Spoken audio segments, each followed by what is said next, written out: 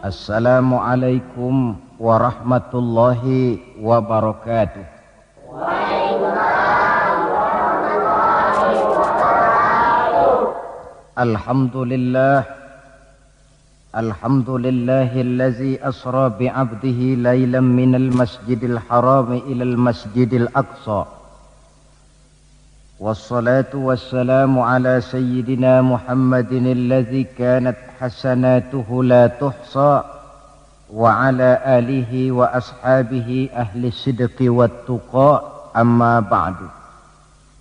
Saudara-saudara hadirin yang berbahagia,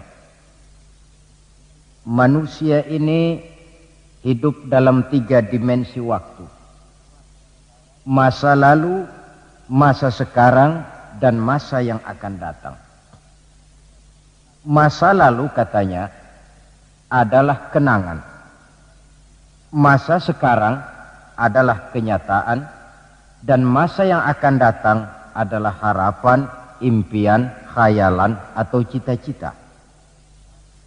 Orang yang baik sesungguhnya adalah orang yang pandai mengambil pelajaran dari masa lalu untuk dapat menentukan sikap pada hari ini dan sekaligus merencanakan hari yang akan datang. Sehingga hari ini harus lebih baik daripada kemarin, dan besok harus lebih baik daripada hari sekarang ini. Dalam konteksnya dengan itulah kita pada pertemuan kali ini akan membicarakan tentang hikmah Isra dan Mi'raj. Satu peristiwa masa lampau yang tetap tidak kehilangan relevansinya untuk kita jadikan pelajaran bagi kita yang hidup di penghujung abad ke-20 ini. Kalau kita perhatikan, hampir setiap bulan dalam Islam ini mempunyai nilai-nilai sejarah. Kalau kita bicara Muharram misalnya, kita diingatkan dengan peristiwa hijrah. Kita bicara Ramadan, diingatkan dengan peristiwa nuzulul Quran. Kita bicara bulan Zulhijjah, diingatkan dengan peristiwa kurban. Kita bicara bulan Syawal, diingatkan dengan Idul Fitri. Kita bicara bulan Rabiul Awal, diingatkan dengan Maulid Nabi. Dan kalau kita bicara bulan Rajab, kita diingatkan kepada peristiwa Isra dan Mi'raj. Sebagai yang kita maklum, Quran itu memang bukan kitab sejarah, tetapi Al-Quran banyak menceritakan peristiwa-peristiwa bersejarah.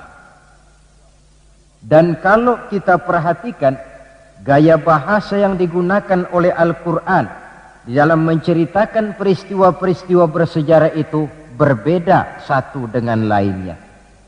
Istimewa sekali bahwa untuk menceritakan peristiwa Isra dan Mi'raj, Allah memulai ayatnya dengan menggunakan kalimat tasbih. Seperti yang kita baca dalam surah Bani Israel ayat pertama. Subhanallazi asra bi'abdihi laylan minal masjidil harami ilal masjidil aqsa. Maha suci Allah yang telah menjalankan hambanya pada suatu malam dari Masjidil Haram di Makkah ke Masjidil Aqsa di Palestina. Mari kita coba dekati ayat ini per kalimat untuk memudahkan pengertian kita di dalam memahami peristiwa Isra dan Mi'raj ini. Ayat ini dimulai dengan kalimat subhanallazi. Dalam ilmu balaghah, kalimat semacam ini disebut dengan kalimat ijaz, yaitu kalimat yang redaksinya ringkas namun isinya padat. Di situ ada kata yang tersirat, yakni lafzul jalalah, sehingga asli kalimatnya subhanallahillazi, maha suci Allah, dan ini disebut dengan kalimat tasbih. Banyak peristiwa-peristiwa bersejarah yang diceritakan dalam Al-Quran, tetapi jarang yang diawali dengan kalimat tasbih. Al-Quran menceritakan bagaimana Allah menciptakan Nabi Adam, tidak dimulai dengan kalimat tasbih. Al-Quran menceritakan bagaimana Fir'aun dan bala tentaranya ditenggelamkan di Lautan Merah, itu kejadian hebat tidak dimulai dengan kalimat tasbih. Pun Al-Quran menceritakan bagaimana umatnya Nabi Saleh, umatnya Nabi Hud dan lain sebagainya yang ditelan gempa bumi, ditiup angin topan, seluruhnya diceritakan dalam Al-Quran, tetapi tidak satu pun yang dimulai dengan kalimat tasbih. Istimewa untuk menceritakan Isra dan Mi'raj ini, Allah memulai ayatnya dengan kalimat tasbih. Subhanallazi, maha suci Allah, maha suci dari segala kelemahan, maha suci dari segala kekurangan, maha suci dari segala ketidakmampuan. Allah mempertaruhkan kesuciannya untuk menjamin kebenaran peristiwa Isra dan Mi'raj. Dan sebagai pertanda, Isra dan Mi'raj bukan sekedar peristiwa biasa, tetapi Isra dan Mi'raj adalah peristiwa yang amat sangat luar biasa. Sampai Allah memulai ayatnya dengan menggunakan kalimat tasbih. Apa hikmah yang bisa kita ambil dari kalimat tasbih ini? Saudara, kita tahu di dalam agama kita ini kan ibadah macam-macam. Ada ibadah yang berat dan modalnya juga besar. Membangun masjid berat dan perlu biaya besar. Melaksanakan ibadah haji berat dan perlu biaya besar menurut umumnya ukuran ekonomi bangsa kita. Ini jenis ibadah yang berat dan perlu modal besar. Lalu ada pula ibadah itu yang berat tapi modalnya ringan. Seperti puasa. Puasa itu kan berat, puasa itu. Bukan menahan lapar dan hausnya yang berat, tetapi esensi puasa itu sendiri, yakni kemampuan mengendalikan nafsu. Kita ini kan kalau sedang puasa, lapar sih tahan, tapi marah kadang-kadang nggak tahan. Haus tahan, tapi ngomongin orang kadang-kadang nggak tahan. Padahal di situ esensi puasa, kemampuan mengendalikan nafsu. Dia ibadah yang berat, tapi modalnya ringan. Modal paling penting niat. Sahur itu kan hukumnya sunnah muakkadah. Yang wajib itu niatnya. Ini jenis ibadah yang berat tapi modalnya ringan. Lalu ada pula ibadah itu yang ringan, modalnya pun ringan. Agama menyebutnya dengan kalimatut thayyibah. Ucapan-ucapan yang baik yang dibanyak diajarkan oleh agama kita. Bertemu teman, assalamualaikum, ibadah. Memulai pekerjaan, bismillahirrahmanirrahim, ibadah. Melihat sesuatu yang hebat, masya Allah. Melihat sesuatu yang luar biasa, subhanallah. Terkejut, astaghfirullah. Mendapat nikmat, alhamdulillah. Terkena musibah, inna lillah wa inna ilaihi raji'un. Ibadah dengan modal yang ringan berupa mengucapkan kata-kata yang baik yang banyak diajarkan oleh agama kita. Ini kan ringan. Orang tidak perlu syarat toharoh, orang tidak punya wudhu itu istighfar boleh. Tidak punya wudhu itu baca sholawat boleh. Membiasakan ucapan-ucapan yang baik di dalam kehidupan. Itu hikmah yang kita ambil dari kalimat subhanallazi. Kalimat selanjutnya asra. Maha suci Allah yang telah menjalankan. Asal kalimat asra ini sara yasiru. Lalu dibentuk dalam bentuk majhul menjadi asra yusri isra'an. Maha suci Allah yang telah menjalankan. Segera nampak dari ayatnya saudara-saudara, bahwa dalam peristiwa Isra dan Mi'raj itu yang aktif sebenarnya Allah. Nabi pasif. Allah yang menjalankan, Nabi yang dijalankan. Orang dijalanin tentu terima beres, namanya juga dijalanin. Maka tidak heran kalau beliau berangkat dari Mekah kemudian menuju Masjidil Aqsa di Palestina. Dari sana naik ke langit pertama, 2, 3, 4, 5, 6, 7. Dari sana naik lagi ke Rafraful Akhdar, sampai ke Sidratil Muntaha, sampai di bawah Aras, menerima perintah sholat, melakukan kunjungan ke surga dan neraka, kembali lagi ke Mekah tidak lebih daripada sepertiga malam. Kok bisa ya? Kalimatnya asra. Allah yang menjalankan, Nabi yang dijalanin. Tentu saja karena dijalankan, oh beliau lalu terima beres. Andai kata Rasul berjalan sendiri, terang beliau tidak akan mampu menempuh jarak yang demikian jauh dalam waktu yang relatif singkat. Artinya, di dalam memahami peristiwa Isra dan Mi'raj ini, yang dipakai bukan logika intelektualitas manusia, tetapi logika kemahakuasaan yang mutlak dari Allah Subhanahu wa ta'ala. Satu contoh kecil. Saya satu hari berangkat ke Bogor. Jam 9 saya berangkat dari rumah, ambil baju di lemari, saya pakai. Berangkatlah saya ke Bogor. Saya tidak tahu kalau di kantong baju saya ada semutnya. Saya pun berangkat ke Bogor. Jam 10 sampai di Bogor, setengah 11 urusan selesai, kembali lagi ke rumah, setengah 12 sudah sampai di rumah. Baju saya buka, saya gantung kembali di lemari, semutnya keluar dari kantong, cerita sama teman-temannya. Saudara-saudara bangsa semut, percayalah saya baru saja pulang dari Bogor. Kata temannya, jam berapa kau berangkat? Tadi jam 9. Lalu setengah 12 sudah sampai lagi di sini? Iya. Temannya yang berpikir menurut logika semut mana mungkin percaya. Tentu akan berkata, bagaimana mungkin Mut? Badanmu begitu kecil, jalanmu begitu lambat. Masa ke Bayoran Bogor jam 9 berangkat, setengah 12 sudah pulang lagi? Temannya tidak tahu, semut bukan jalan sendiri, tapi nyempeng di kantong saya. Dahulunya Abu Jahal, Abu Lahab, dan abu-abu lainnya, itu mikirnya pakai logika manusia. Ya jelas toh, peristiwa ini tidak akan bisa dicernakkan oleh logika.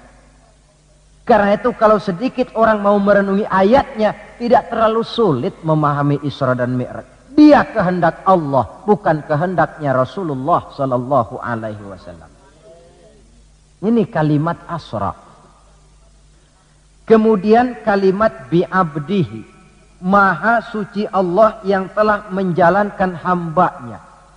Kenapa kok Allah memakai kalimat tidak langsung?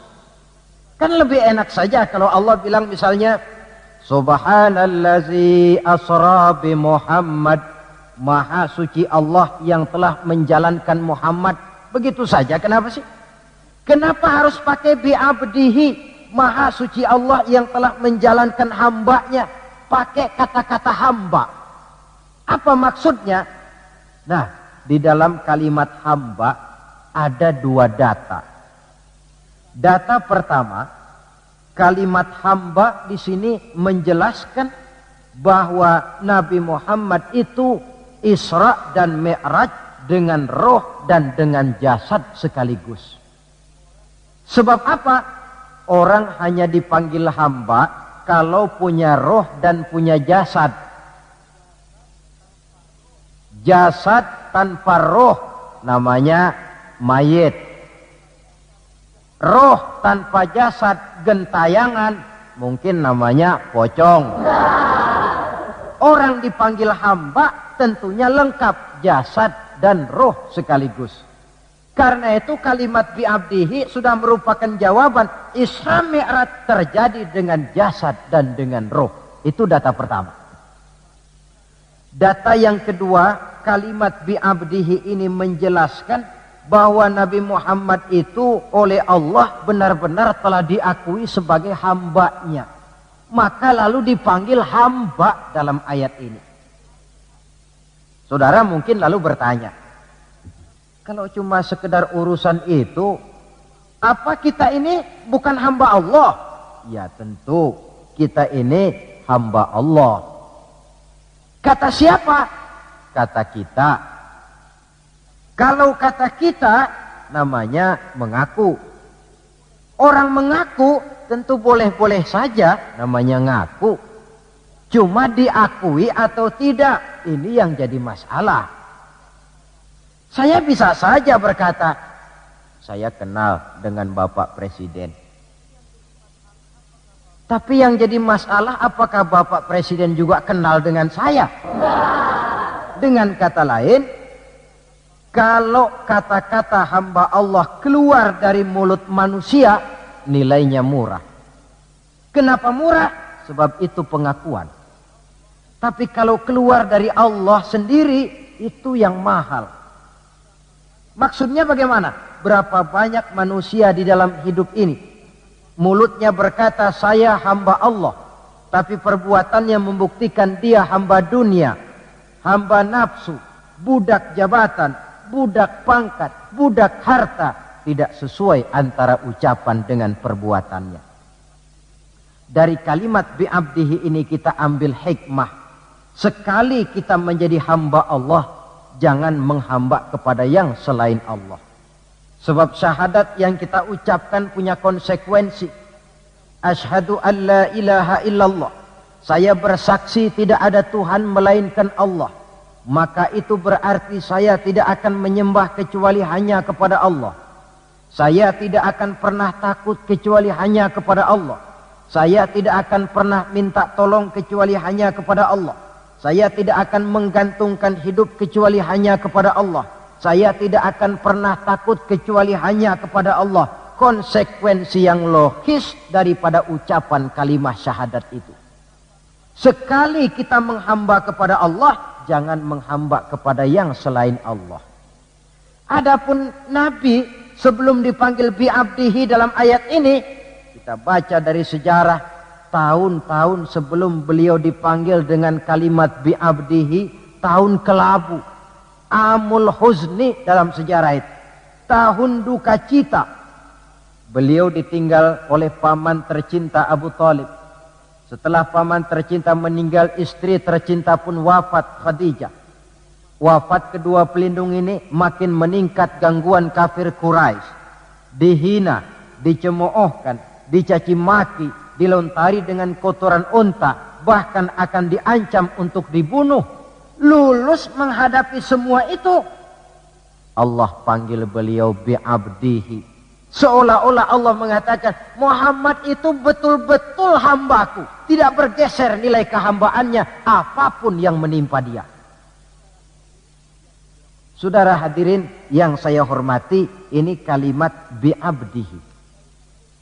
Jadi dari sini kita bisa memahami Isra yang merupakan perjalanan Nabi dari Masjidil Haram hingga ke Masjidil Aqsa, dan Mi'raj yang naiknya Nabi dari Masjidil Aqsa menghadap Allah semata-mata merupakan peristiwa yang terjadi menurut apa maunya Allah.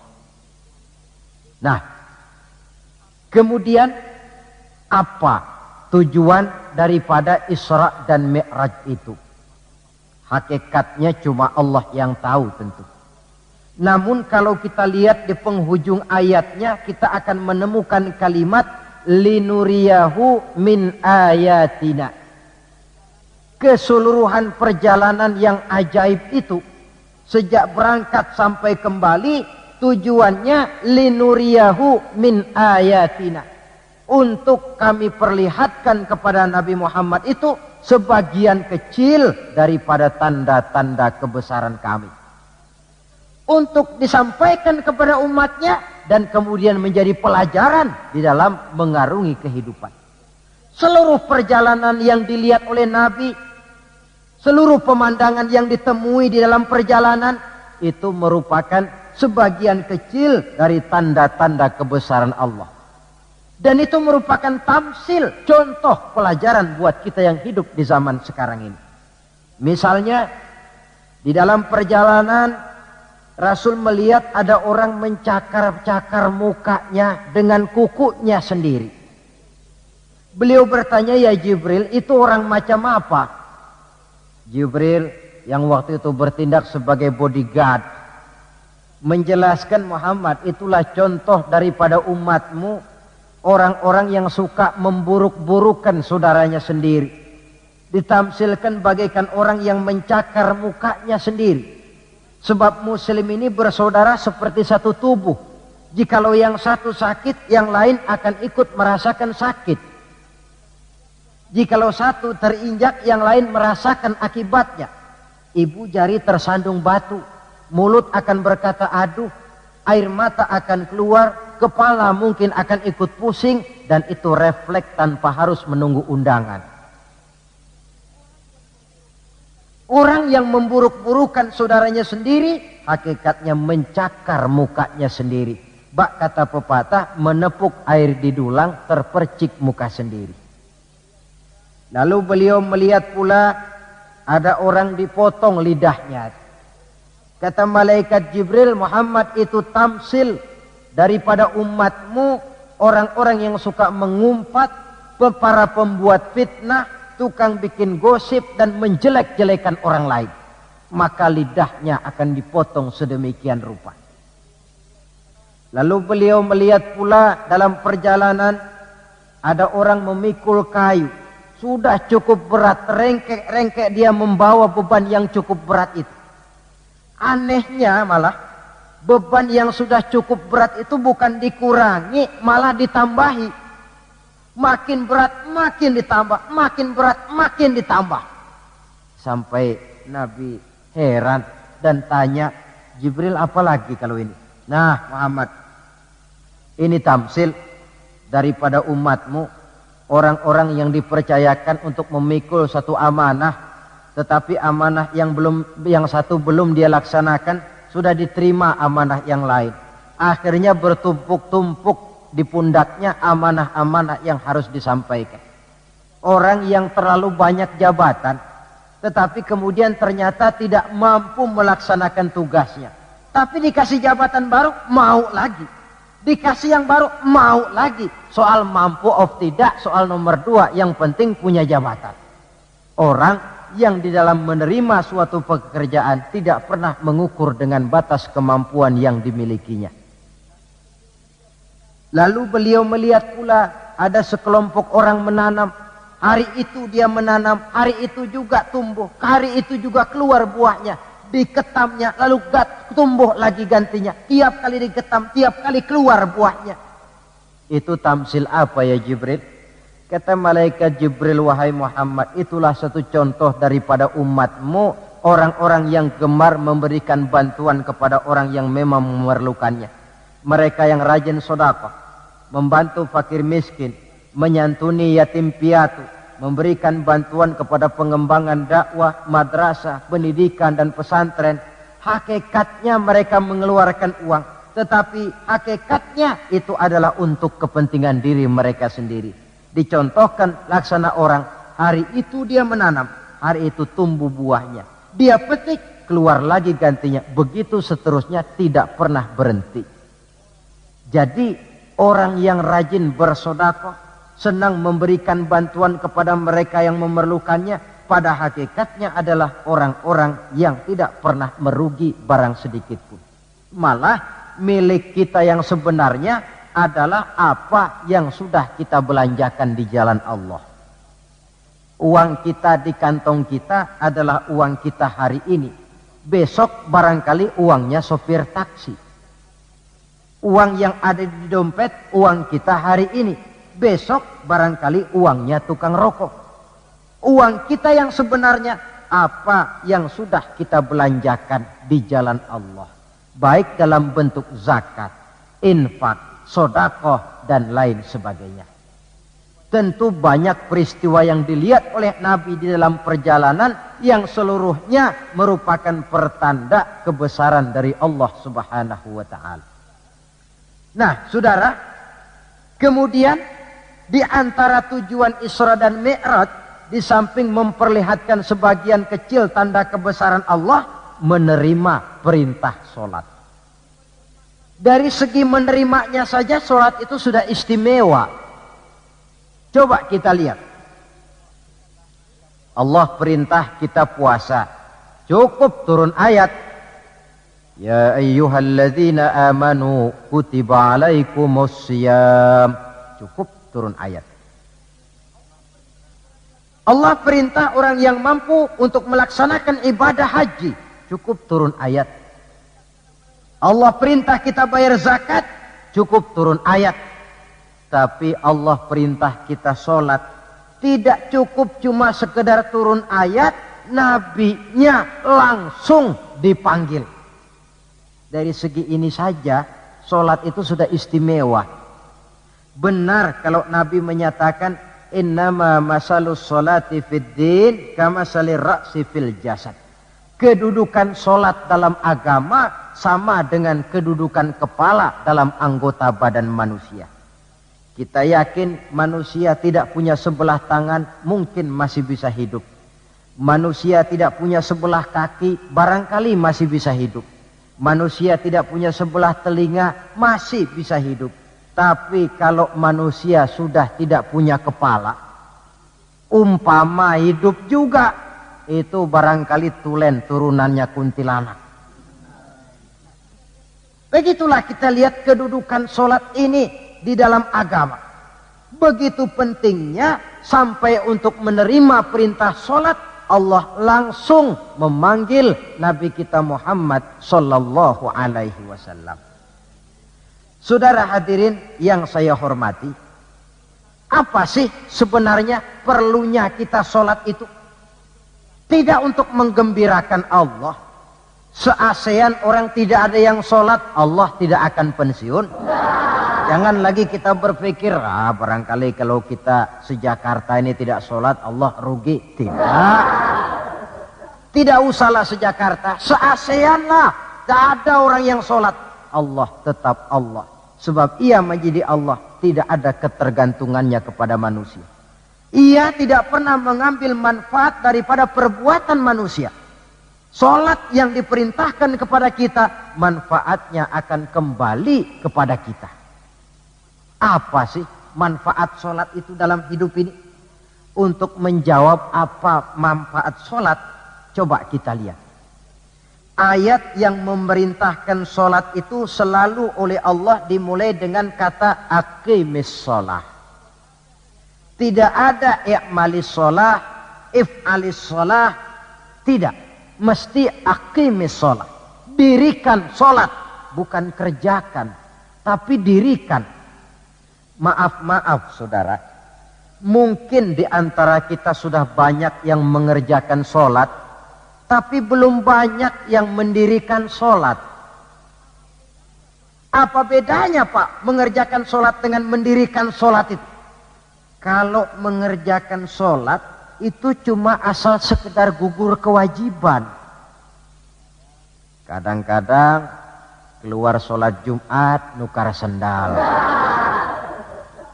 Mentang-mentang khotibnya khutbah. Saudara-saudara kaum muslimin, ambillah yang baik, tinggalkan yang buruk. Lalu keluar praktek. Padahal sholat, di situ kita lihat bahwa orang macam ini sebenarnya hanya sekedar baru mengerjakan sholat, belum mendirikan sholat. Padahal agama menuntut kita dirikan sholat. Apa pengertian mendirikan sholat itu? Mendirikan sholat artinya mengerjakan sholat dengan betul, cukup syarat rukunnya, selesai sholat, ajaran sholat diterjemahkan di luar sholat. Itu artinya mendirikan sholat.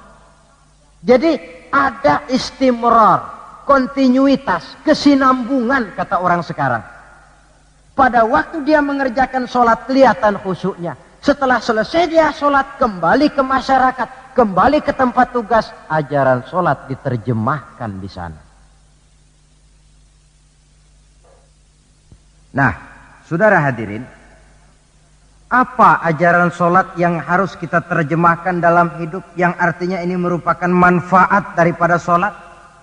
Pertama, Salat mengajarkan kita satu sifat yang disebut rendah hati, at-tawadhu. Rendah hati bagaimana? Anggota badan kita yang paling kita hormatikan kepala. Kalau bergurau dengan teman, dipukulnya tangan kita, masih senyum kita. Dipegangnya kaki, masih senyum kita. Tapi kalau sudah kepala, marah. Namun kepala yang begini kita hormati, manakala sujud di hadapan Allah, sama rendahnya dengan telapak kaki kita. Allahu Akbar. Selesai sholat, kembali ke masyarakat, sombongnya hilang. Ini mendirikan sholat. Sebab apa? Dia tahu orang sombong itu Allah tidak senang. Iblis diusir dari sorga itu kan cuma karena sombong. Diperintah sujud kepada Nabi Adam, dia tidak mau. Allah tanya iblis, kenapa kau tidak mau? Ini kan perintahku, kata Allah. Iblis dengan sombongnya menjawab, wahai Allah, saya akan diciptakan dari api, Adam kan dari tanah. Unsur api lebih mulia daripada unsur tanah. Masa saya harus sujud sama Adam yang baru kemarin? Gengsi ah. Kata Allah, kamu sombong iblis. Surga bukan tempat orang sombong. Keluar. Iblis diusir dari surga. Jadi kira-kira sajalah yang sudah di surga itu sombong saja diusir. Apalagi kita yang masih di dunia ini. Dalam segala bentuknya, sombong itu Allah tidak senang. Sombong ilmu, Allah tidak senang. Mentang-mentang punya ilmu agama, tepuk-tepuk dada, nih saya satu-satunya ustadz di sini. Semuanya mesti ngaji sama saya ya. Kalau tidak ngaji sama saya, Islamnya kurang tapi sah. Sombong dengan ilmu. Sombong harta, ibu-ibu, Allah juga tidak senang. Sombong pangkat pun demikian juga, yang wajar-wajar sajalah kita dalam hidup. Tawadhu. Yang kedua, sholat mengajarkan kita untuk ikhlas. Berbuat tanpa pamrih. Kalau sudah Allahu Akbar, itu sudah karena Allah. Orang mau puji atau tidak, mau tahu atau tidak, mau dengar atau tidak, yang penting Allah. Tertanam keikhlasan. Bagaimana orang yang ikhlas dalam berbuat itu? Maaf. Orang yang ikhlas dalam berbuat itu seperti orang buang air besar. Saudara, kalau saya tanya, pagi-pagi buang air besar itu ikhlas apa tidak? Walaupun malam saudara habis makan enak, sate, opor ayam, buahnya anggur, apel, besok pagi dibuang, ikhlas. Tidak pernah ditengok-tengokin. Begitu jatuh lalu dilihat, ini jangan-jangan satenya ini, tidak. Sudah jatuh ya sudah, kurelakan kau pergi. Berbuat tanpa pamrih, yang penting Allah. Ini mendirikan sholat. Yang ketiga, ini saya kira yang banyak dicari orang sekarang. Sholat itu memberikan ketenangan dalam hidup. Ketenangan bagaimana? Kita manusia hidup ini kan punya ambisi dan emosi. Yang orang lain punya, kita kepengen. Yang orang lain bisa, kita kepengen. Itu wajar, namanya manusia mesti punya emosi. Tapi emosi yang membludak tanpa dinetralisir akan bisa menimbulkan psikosomatik. Di mana manusia disiksa oleh perasaannya sendiri. Cobalah. Kadang-kadang dia lihat tetangganya beli televisi berwarna. Tetangga yang sebelah meriang. Enggak dia apa-apain, meriang. Tetangganya malah makin kaya, besok beli kulkas. Wah, dia makin gawat, opnam, masuk rumah sakit. Di rumah sakit dapat kabar tetangganya beli mobil, wah mati dia. Disiksa oleh perasaannya sendiri. Orang yang sholat lain. Jam 11 siang lihat tetangga bawa TV berwarna baru.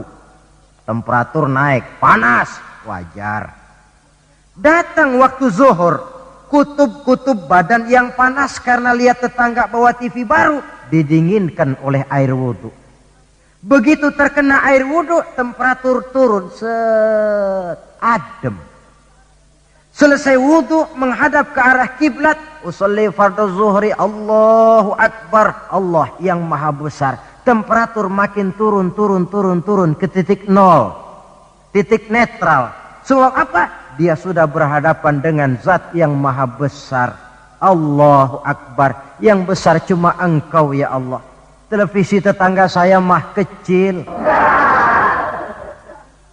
Itu sebabnya Nabi pernah mengisyaratkan tanda orang bahagia itu dalam urusan dunia dia lihat ke bawah, tapi dalam urusan akhirat, dalam urusan agama dia melihat ke atas. Kalau dia punya mobil dia berkata, alhamdulillah kita nih punya mobil, tetangga sebelah cuma punya motor. Kata yang punya motor, alhamdulillah punya motor, tetangga sebelah cuma sepeda aja kemana-mana. Kata yang punya sepeda, alhamdulillah punya sepeda, tetangga sebelah kemana-mana jalan kaki terus.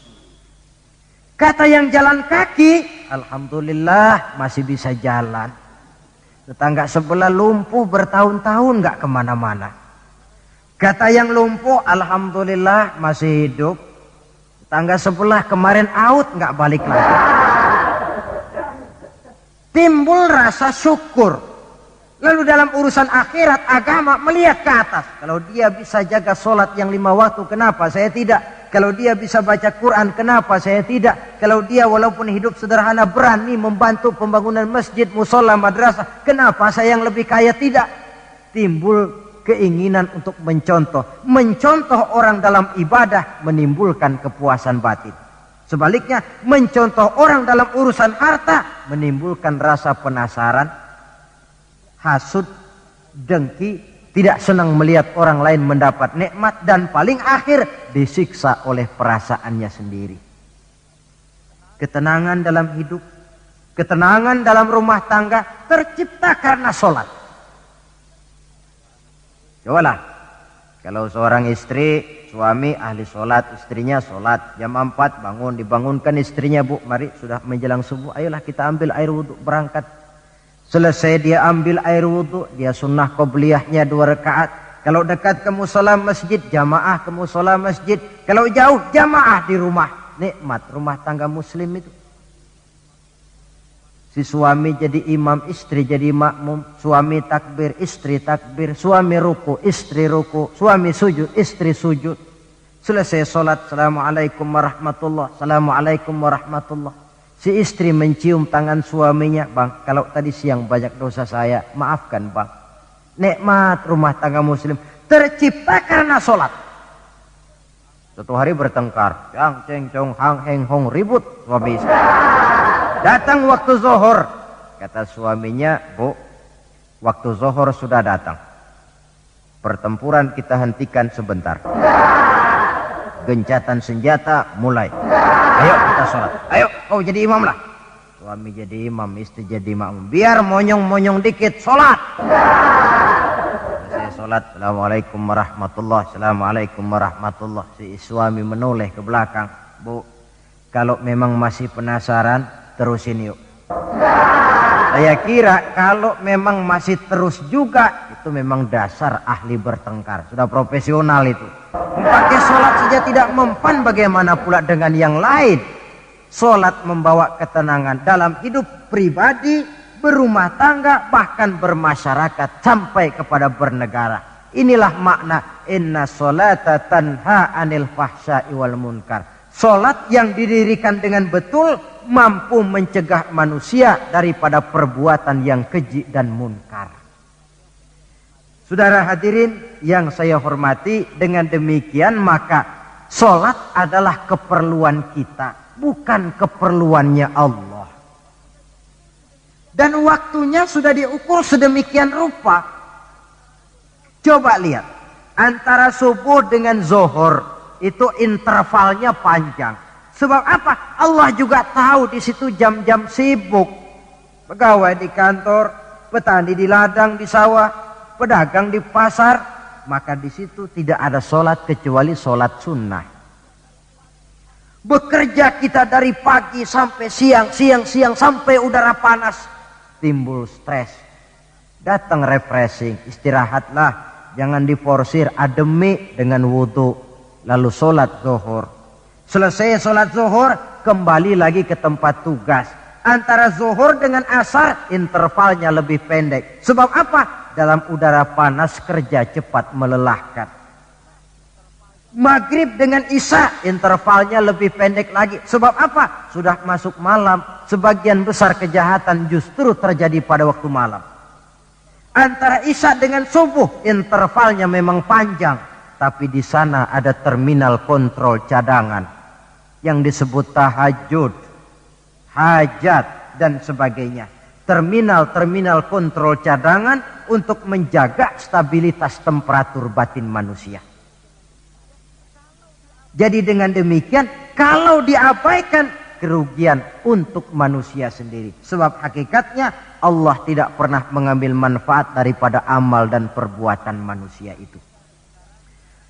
Nah, saudara-saudara, dari uraian yang singkat ini kita ambil beberapa kesimpulan. Pertama, Isra dan Mi'raj adalah maunya Allah. Kita manusia punya kemauan, Allah juga punya kemauan.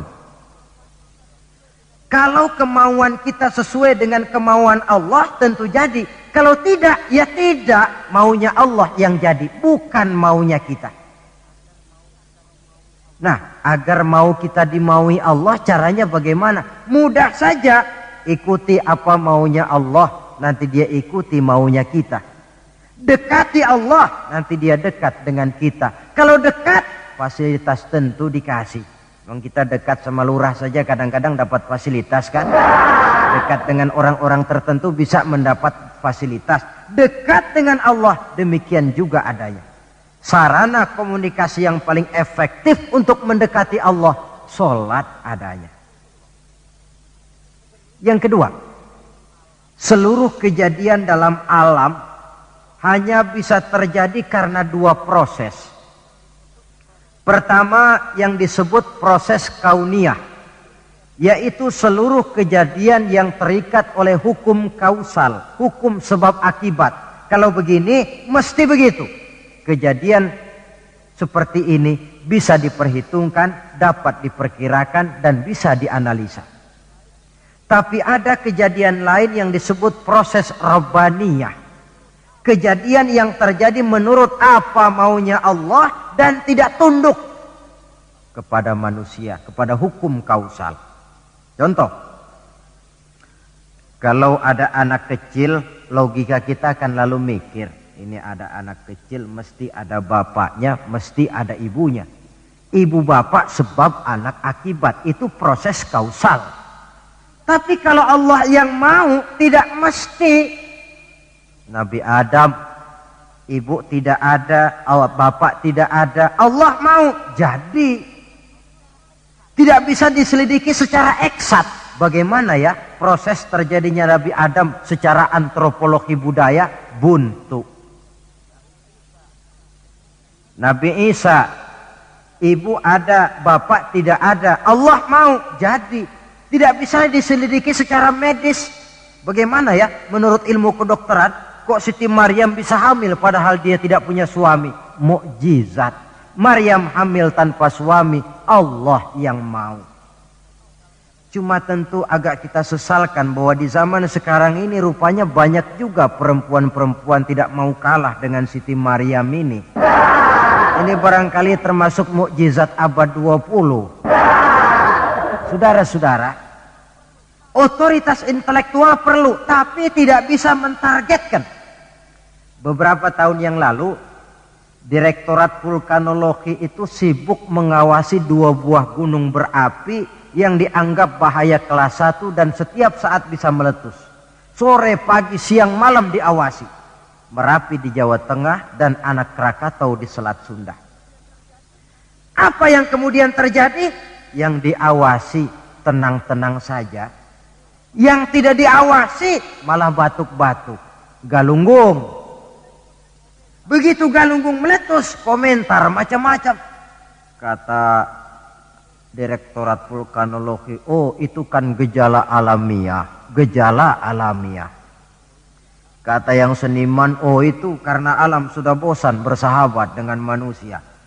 Macam-macamlah komentar. Tapi satu hal yang jelas, otoritas intelektual manusia itu harus sadar akan kelemahan keterbatasannya.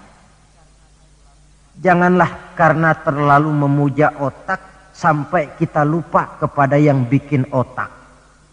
Sebab bagaimanapun jeniusnya otak manusia, yang bikin otak tentu lebih jenius lagi. Kita kagum dengan otak manusia, tapi kadang-kadang kita lupa dengan sang pembuat otak. Isra Mi'raj, proses Rabbaniyah. Allah yang mau, bukan Nabi Muhammad yang mau. Api, kalau menurut kita kan api itu panas, membakar. Kalau menurut Allah tidak. Api itu netral. Netral bagaimana? Terserah maunya Allah. Kalau dia mau api panas, ya panas. Kalau tidak, ya tidak. Panas dan tidaknya bukan untuk manusia. Bukan untuk Allah. Tetapi untuk manusia. Maka Nabi Ibrahim pada waktu oleh Raja Namrus dilempar ke kobaran api yang menggunung. Seujung rambut pun dia tidak terbakar. Sebab apa? Ketika dia hampir jatuh ke dalam api, Allah berkata kepada api, ya naru kuni bardan wa salaman ala Ibrahim. Hai api, dinginlah kamu, selamatkan Ibrahim. Api tunduk kepada maunya Allah, seujung rambut pun Nabi Ibrahim tidak terbakar, malah kedinginan di tengah kobaran api. Kasus macam ini tidak bisa diselidiki secara eksat. Bagaimana kok Nabi Ibrahim itu enggak kebakaran di dalam api? Oh, barangkali baca ayat itu tuh yang tadi itu. Saudara boleh coba. Bacalah ya narukuni bardan wa salaman alayya. Masuk saudara ke dalam api, insya Allah mateng. Kalau potongan kita. Sebab yang kita mau itu belum tentu Allah mau. Kalau yang kita mau Allah mau, tentu jadi. Kalau tidak, tidak. Isra Mi'raj sekali lagi. Peristiwa Rabbaniyah dan bukan peristiwa kauniyah. Logika di dalam memahaminya bukan logika intelektual, tetapi logika kemahakuasaan yang mutlak dari Allah Subhanahu wa ta'ala. Yang ketiga, marilah kita berusaha agar setiap gerak hidup dalam dunia ini bernilai ibadah. Sekurang-kurangnya berupa ucapan-ucapan yang baik. Bukankah yang namanya ibadah itu ya sholat ibadah, puasa ibadah, zakat ibadah, haji ibadah. Tapi tidak terbatas kepada hanya sekedar itu. Membangun rumah sakit, membangun sekolah, membangun panti asuhan yatim piatu, itu keseluruhannya merupakan ibadah. Sekurang-kurangnya ibadah dalam bentuk ucapan-ucapan yang baik, yang menyenangkan orang dan berpahala kita mengucapkannya. Ini tidak terlalu sulit dan bisa kita praktekkan di dalam kehidupan sehari-hari. Begitu pentingnya soal ucapan, sampai dalam satu ayat Allah menjelaskan, wa qaulun ma'rufun khairun min shadaqatin yatba'uha adza. Ucapan yang baik itu lebih disukai Allah daripada sedekah tapi menyakitkan hati orang yang menerimanya. Sedekah itu pahalanya besar tentu, tapi kalau menyakitkan hati orang yang menerima, lebih baik ngomong yang enak-enak sajalah. Termasuk ini kalimatut thayyibah, ucapan yang baik. Yang keempat, marilah kita menjaga stabilitas kita sebagai hamba Allah. Miskin hamba Allah. Jadi orang kaya tetap hamba Allah. Orang biasa hamba Allah. punya pangkat, jabatan, kedudukan, tetap hamba Allah. Dalam keadaan bagaimanapun posisi kita, nilai kehambaan jangan bergeser adanya. Yang kelima, Isra Mi'raj sesungguhnya merupakan batu ujian. Setelah terjadi peristiwa Isra Mi'raj, kelihatan mana yang loyang, mana yang emas, mana yang batu kerikil, mana yang mutiara dan intan. Setelah terjadi Isra dan Mi'raj, yang beriman makin mantap imannya, yang ragu-ragu makin kembali malah kepada kekafiran, yang memang sudah kafir makin menghebat kekafirannya. Rombongan pertama yang makin mantap imannya diwakili oleh Abu Bakar Siddiq. Sehingga ketika diceritakan orang kepadanya, wahai Abu Bakar, sahabatmu Muhammad itu sudah gila dia. Gila bagaimana? Masa dia cerita katanya tadi malam dia dari Masjidil Aqsa, lalu sekarang sudah ada di Mekah lagi. Betul dia cerita macam itu? Betul.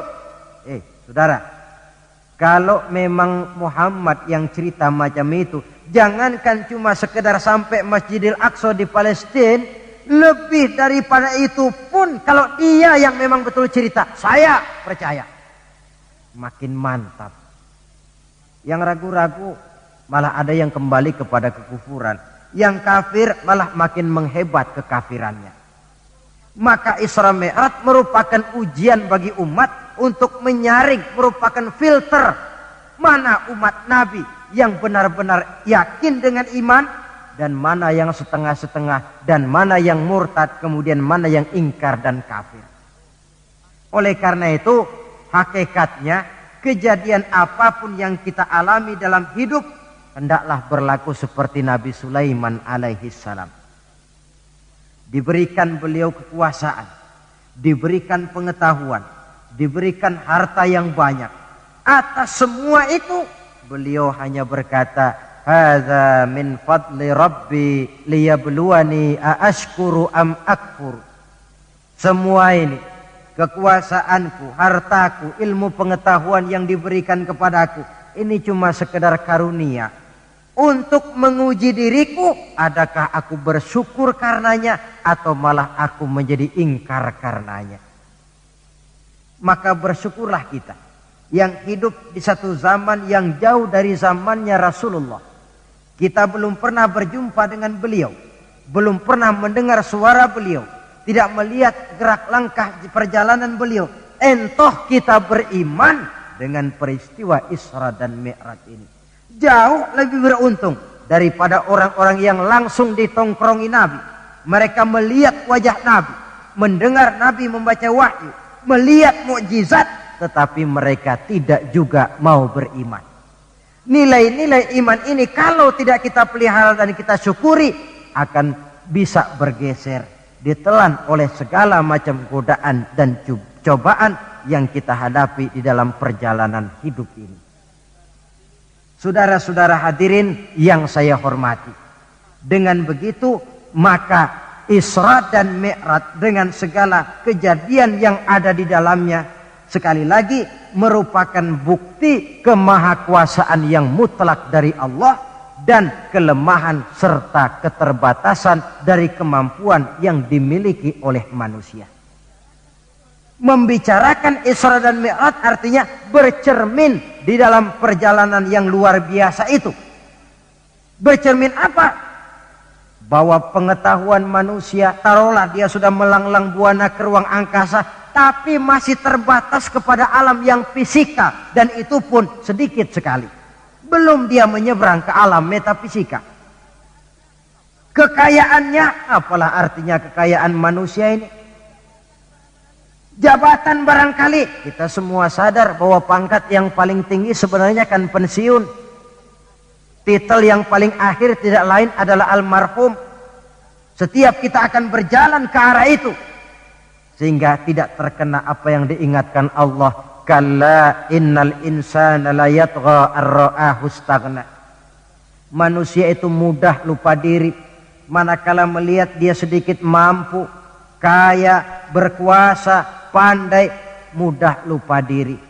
Cobalah lihat Berapa banyak orang-orang yang tadinya sudah adil, berjuang menegakkan keadilan, namun di tengah jalan dia bisa berbalik meluncur menjadi orang yang justru menginjak-injak keadilan itu sendiri. Berapa banyak orang-orang yang tadinya sudah benar, berjuang menegakkan kebenaran, atau sekurang-kurangnya berniat untuk membela kebenaran, tapi di tengah jalan dia bisa berbalik menjadi orang yang justru hanya mau benar sendirian, walaupun tidak benar bagi orang lain. Wa idza massal insana durru da'ana li janbihi aw qa'idan aw qa'ima falamma kashafna anhu durrahu marra ka'allam yad'una ila durrin massahu. Kalau manusia ditimpa kesulitan, dia bermohon kepada Allah supaya dihilangkan kesulitan, baik saat pada waktu berdiri, sambil berbaring, sambil tidur.